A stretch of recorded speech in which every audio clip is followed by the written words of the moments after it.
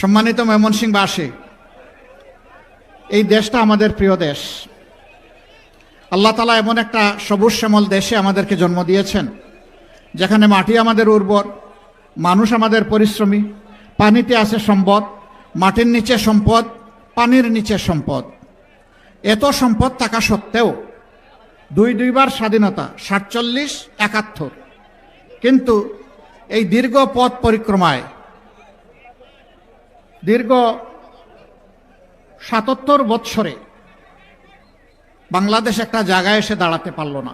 বরঞ্চ দুনিয়ার বুকে সম্মানিত দেশ হিসাবে আমাদের যে একটা জায়গা করে নেওয়ার দরকার ছিল, এটা এখন নেই। আমাদের দেশের পাসপোর্টের ভ্যালু খুব দুর্বল। অনেক জায়গায় দেশের পরিচয় অনেকে দিতে লজ্জাবোধ করে। কেন একজন নাগরিক, স্বাধীন দেশের নাগরিক হয়ে তার পরিচয় দিতে লজ্জাবোধ করবে? এর জন্য দায়ী আমাদের অসৎ নেতৃত্ব,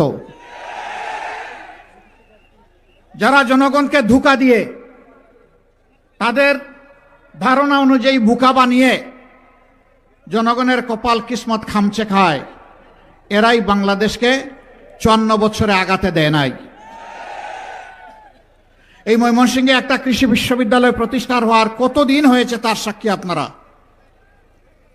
এরকম একটা কৃষি বিশ্ববিদ্যালয় প্রতিষ্ঠা হওয়ার পর কৃষিতে বিপ্লব হয়ে সারা দেশের চেহারা পাল্টে দেওয়ার কথা। আমি জানি এই বিশ্ববিদ্যালয়গুলোতে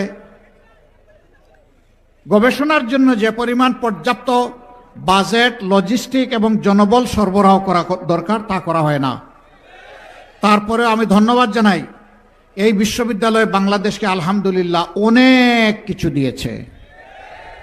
এই বিশ্ববিদ্যালয় ছাড়া গবেষণা ক্ষেত্রে অন্য বড় কোনো বিশ্ববিদ্যালয়ের কাছাকাছিও কিছু দিতে পারে নাই। আমরা ঘোষণা দিচ্ছি, ইনশাআল্লাহ যদি 13 তারিখ থেকে নূতন বাংলাদেশ আল্লাহ তাআলার ইচ্ছা এবং আপনাদের মায়াবী হাতের বুটের মাধ্যমে যদি প্রতিষ্ঠিত হয়, ইনসাফের পক্ষে যদি এই রায় আসে, আল্লাহ যদি 11 দলকে এই দেশবাসীর সেবা করার তৌফিক দেন, তাহলে এই কৃষি বিশ্ববিদ্যালয় বাংলাদেশ নয়, এশিয়া নয়, বিশ্বের বুকে একটা শ্রেষ্ঠ বিশ্ববিদ্যালয় হবে ইনশাআল্লাহ।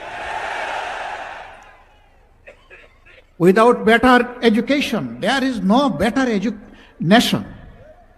জাতি গড়তে হলে ভালো শিক্ষা আমাদের লাগবে। সেই শিক্ষাকে পঙ্গু বানিয়ে রাখা হয়েছে।